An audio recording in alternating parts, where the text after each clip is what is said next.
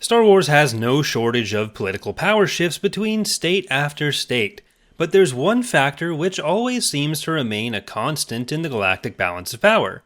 To understand what it is, we're going to talk a bit about some international relations political theory, which I promise is only nearly as boring as it sounds. For what's called the realist theory of international relations, states, whether in our real world like the United States, China, or Botswana, or in the fictional Star Wars galaxy like the Empire or the Republic, exist in a system of anarchy.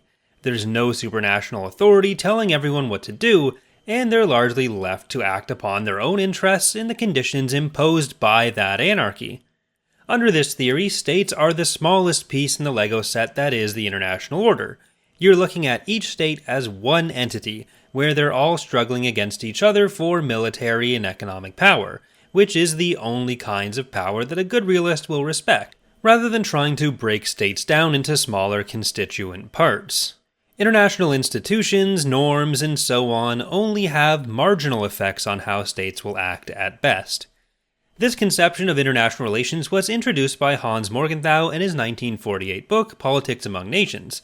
It was then expanded by Kenneth Waltz in his similarly creatively titled 1979 work, Theory of International Politics, into structural realism, or neorealism, which attributed this selfish competitive behavior to the nature of the anarchic international system, rather than to characteristics of states themselves. Hence its other title, Don't Hate the Player, Hate the Game theory. The different capabilities of states in this anarchical international system leads to a certain balance of power, and the way that power is distributed is known as polarity. The international order in this framework can either be multipolar, bipolar, or unipolar, with international relations scholars arguing for each type of order being more or less stable than the others, and I swear we're about to get to the way this is directly relevant to Star Wars. A multipolar system involves multiple states, at least 3, on relatively even footing, with no individual state or pair of states being dominant over everyone else, though power doesn't have to be evenly distributed between everyone. This would be like, say, the world before World War I or even World War II. In a bipolar system, there are 2 main powers at the core of the international order, like during the Cold War with the United States and the USSR. Finally, in unipolar systems, there's one superpower largely unable to be challenged by any singular other power or grouping of powers, like the United States in the post-Cold War era, or the Galactic Empire in the original trilogy. The interesting thing to me with Star Wars is that while unipolar systems in the real world are very rare, in the galaxy far, far away, it's almost all we ever see. Anytime the other systems exist, they're at least not included in stories that often.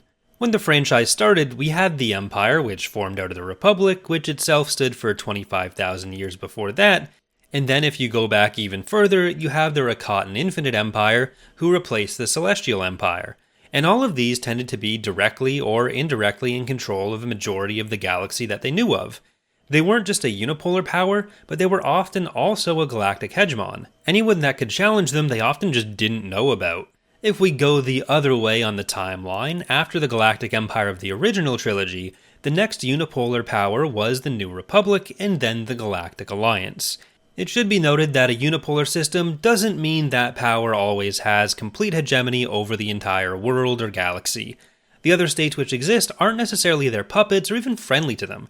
They just lack the material capability to stand up to the unipolar power, which therefore gets to dictate much of how international politics function. So while factions like the Hutts or the tiny little Tion hegemony may exist for basically the entire timeline of Star Wars, their influence over the superpower of the day is limited, and that superpower's decisions may influence both how they act towards others, or how others act towards them, though that gets dangerously close to exploring one of the critiques of neorealism levied by other international relations theories, being that purely material considerations of relative power aren't enough to explain which states may get along and which states may not, so that's not a thing we're talking about today.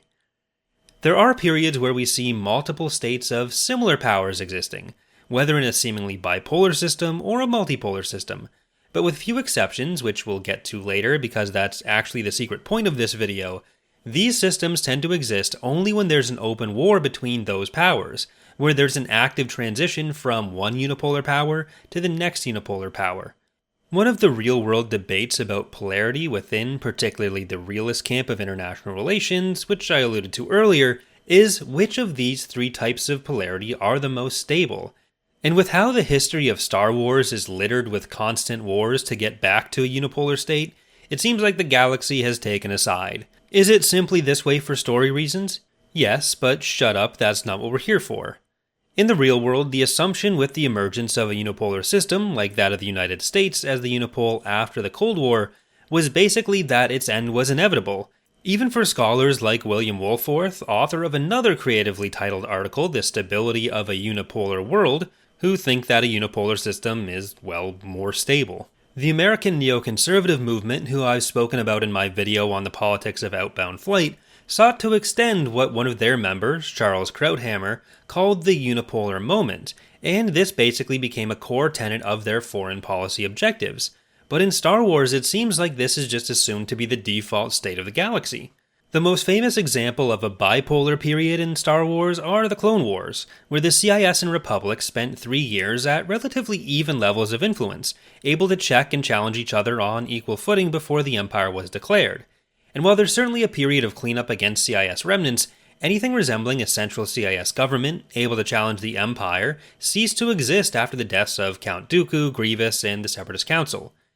While the rebellion ultimately kills the Emperor, until his death, they're not what you'd call a state operating in any kind of international system, let alone a bipolar one. They're much less powerful, and they're internal to the Empire. There's a similar problem in the Clone Wars where the Republic wouldn't have viewed the CIS as a separate state they were at war with. They would have considered them rebel groups within their own state still, at least for the most part. Either way, both of these periods were just setting up for the next unipolar power. Following Endor, you could say a multipolar system emerged, but it was once again a very temporary, transitional international order. The New Republic began on the back foot, but from the moment of its inception, there was a constant growth of power for them, while Imperial splinter states were united, fell to each other, or surrendered to the New Republic. Some other smaller powers, like the Hapens, also began more active relationships with the growing New Republic, while other states like the CSA, or Corporate Sector Authority, which were under Imperial control earlier, began to break away and function with more autonomy. None of these smaller groups had any pretense of becoming the next power themselves, but they all seemed to understand that a new unipole would emerge and that it would be the New Republic. On the part of the Empire and the New Republic, neither really recognized each other as a legitimate, independent state until the writing for the fate of the Empire was not only on the wall, it was completely carved into it.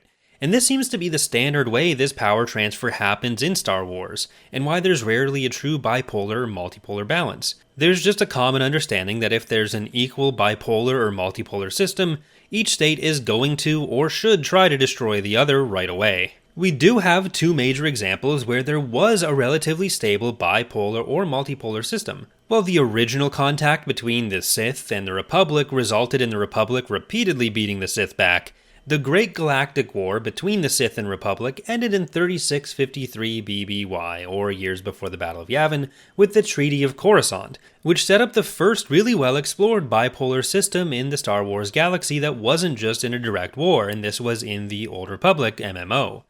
Sure, it was a Cold War, but sometimes you just have to take what you can get. There's a lot of shenanigans in this period with the Eternal Empire, but I'm going to be really generous and say that this lasts for about 25 years until the war directly begins again, leading to the dissolution of the Sith Empire at an unknown but probably pretty soon after time.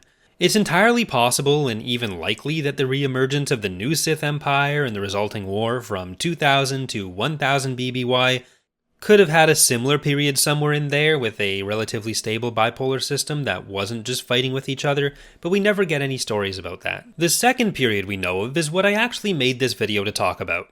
The period following the Legacy of the Force 9-book series and the Second Galactic Civil War in 40 ABY, or years after the Battle of Yavin. In this series, the Corellians led a rebellion against the Galactic Alliance, the successor state to the New Republic, which was formed after bringing them together with the Empire, Hapens, and others during the Yuuzhan Vong War. And this ultimately causes the Galactic Alliance to permanently fracture. Normally you'd expect the war to end with everyone getting back together, but instead they did not that. And I found this really interesting. The Hapens break back off and the Empire does as well. But most interestingly, the Corellian Confederation remains its own independent state of similar size to the Galactic Alliance. The following major series, Fate of the Jedi, sees an attempt by Chief of State of the Galactic Alliance and former Warlord of the Weak villain Natasi Dalla to reunite all these groups, but that fails, and we end up with a period where these two relatively evenly matched powers, the Galactic Alliance and the Confederation, are sharing the galaxy without seeming like they're about to blow up. A relatively stable bipolar system emerges. It's arguably even a potentially multipolar one. The Hapens may not be on the same level as the other two major powers, but they're a greater factor than they had been even a few decades before. And we also have the Empire growing in power, especially with increased cooperation between the Imperial remnant of the known galaxy under Jagan Fell's leadership and the Empire of the Hand and Chiss in the unknown regions. This international order seems to go on for quite some time. The Confederacy has seemingly dissolved back into the Galactic Alliance by the Legacy comics nearly 100 years later, but the Alliance still seems to be coexisting with this similarly well-established Fell Empire until Darth Krayt ruins everything. Unfortunately, we didn't get much more opportunity to explore what that reintegration looked like, or what a galaxy with multiple powers would look like in general, since the Sword of the Jedi trilogy was cancelled and the expanded universe was reset. So I really hope that's something we get to explore at some point with the new canon.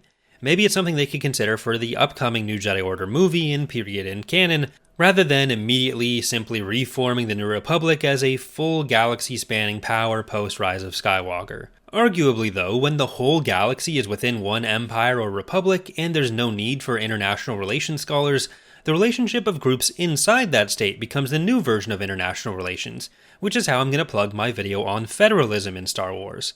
Thank you for watching, let me know what you think in the comments, and I hope to see you next time.